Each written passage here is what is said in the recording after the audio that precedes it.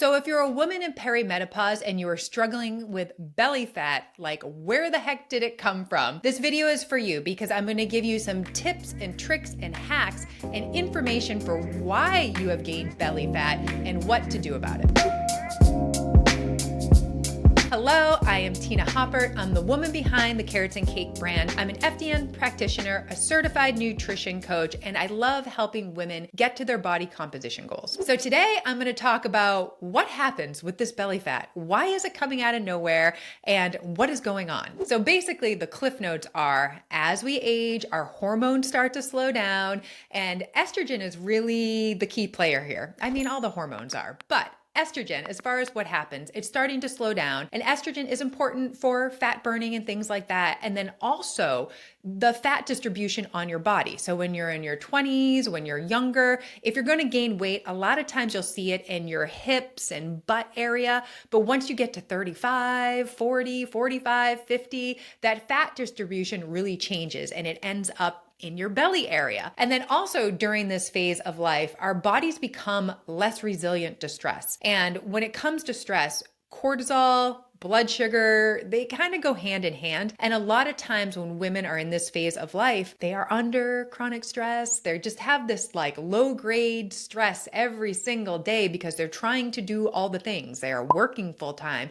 They're taking care of kids. They're taking care of aging parents, trying to do the meal prep and exercise and all of that. And basically it can really affect our stress levels and our blood sugar. And when our blood sugar is out of whack, a lot of times you do see that weight gain in the belly area. And it could be because of some sort of insulin resistance. Maybe you're heading into pre-diabetes, diabetes, but it's really, really important for women to pay attention to what's going on in their body, especially when it comes to that blood sugar. Okay, so let's talk about the blood sugar real quick, because I do think this is really important for women in perimenopause, especially when it comes to that belly fat. So one of the big mistakes that I see when women are trying to lose weight, especially in this perimenopause phase of life, is that they are just doing tons and tons of cardio. Like they think they need to sweat, they think they have to do an hour-long workout, and they're crushing Peloton rides and doing Orange Theory and just essentially jacking up their blood sugar. Because when you work out, your cortisol is going to raise, your blood sugar is going to raise.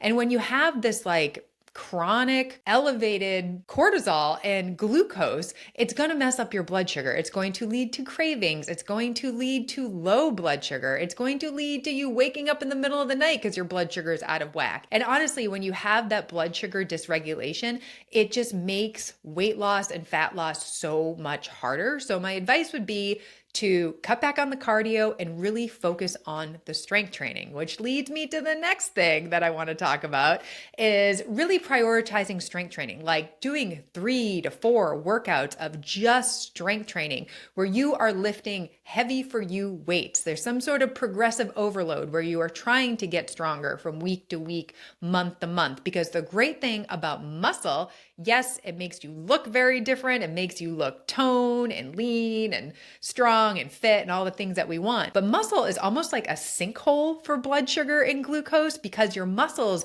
need that glucose to work, to give you energy for exercise and things like that. So the more muscle you have on your body, the better blood sugar you are going to have as far as that balance goes. So anyone who is dealing with blood sugar issues or they are doing tons of cardio, yeah, you might have belly fat. So just putting the pieces together for you and encouraging you to do something a little bit different when it comes to exercise. The next tip I'm going to give you is really focusing on the type of foods that you are eating. So making sure you're getting enough protein. I think most of us are underfueled when it comes to protein. And if you just think about how we eat here in the United States, it's a lot of processed food. It's a lot of foods high in carbs and sugar and not so great fats. And a lot of us don't get enough protein. So if you're somebody that is dealing with belly fat, I would definitely look at your diet because all of those processed foods are not doing you any favors when it comes to your blood sugar.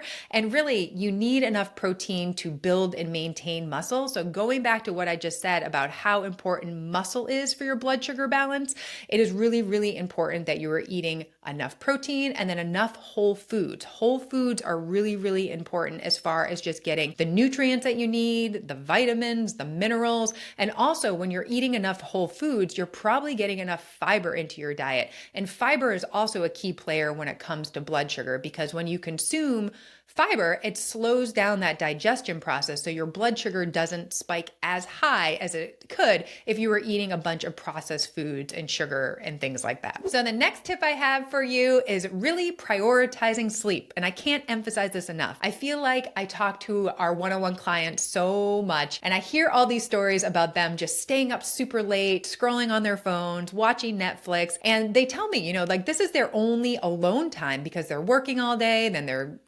managing the house and the kids and everything like that. And it's their only alone time. So they just stay up super late doing all the things that they want to do, which I get. Alone time is really important. Self-care, all of that. I get it. But if you are not sleeping 8-9 hours per night, it can wreck your blood sugar. So if you are not getting enough sleep on the regular, it 100% affects your blood sugar. So I don't know about you, but if I have a bad night of sleep, I wake up the next day just craving sugar and carbs and caffeine and more sugar. And of course, that's going to put you on a blood sugar roller coaster. So if you are not getting quality sleep, your blood sugar could be out of whack, your patience could be really short. And then also, sleep is really important for muscle building. It's really, really important for recovery. So if you are not prioritizing your sleep, I would make it a point, set an alarm on your phone or your watch to remind you to get going on your bedtime routine. And then of course, establishing some sort of bedtime routine that really helps you slow down and helps your body relax before you even get into bed. Because if you're somebody that's struggling to fall asleep or staying asleep, could be your nervous system just being a little bit amped up. So anything that you can do to calm your nervous system and calm your body before you fall asleep can help you get a better night's sleep. So for me, a lot of times I take a hot shower, I'll read, I have a weighted blanket on my bed to help calm my body.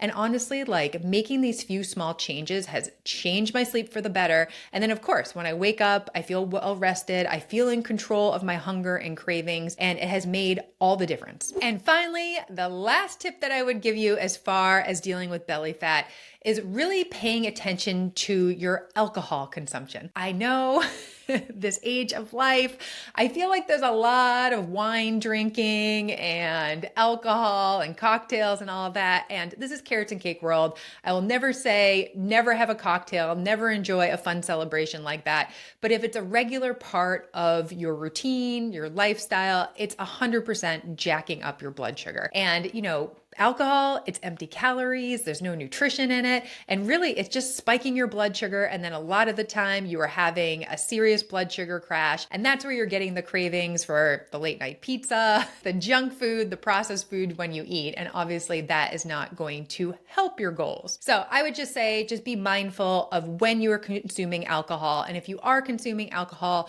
make sure you are consuming it with some sort of meal just to help with that blood sugar balance, because consuming alcohol in an empty stomach, it will spike your blood sugar like crazy, and then you're going to have that awful dip, and that's when you have low energy, low mood, you're hangry, and then you're craving all the junk food that you probably shouldn't eat. So just to recap here, the things that I think are most important to get rid of that perimenopause belly fat are: number 1, stop jacking up your blood sugar with tons and tons of cardio. Number 2, prioritize strength training and lift heavy for you weights. Number 3, eat more protein and aim for at least 100 grams or more per day. Number 4, consume more whole foods and less processed food that can also jack up your blood sugar. Number 5, prioritize sleep, because if you are not well rested, your blood sugar is probably going to be out of whack, and that 100% can lead to that belly fat. Number 6, enjoy alcohol in moderation. We all know alcohol is not great for us, but it also really disrupt your blood sugar and your hormones and prevent you from losing that belly fat. If you're somebody who needs a little extra help, I would love for you to sign up for a free resource called 6 Signs of Hormonal Weight Gain and What to Do About It. So this is a freebie that I offer anyone in the Carrots and Cake community. All you have to do is add your name and email address and it will be sent right to your inbox, but it gives you the first steps as far as figuring out if the weight that you are gaining is related to your hormones and some first steps for you as far as what to do about it. So if you enjoyed this video, I would love for you to take a second to like it and subscribe so you don't miss future content.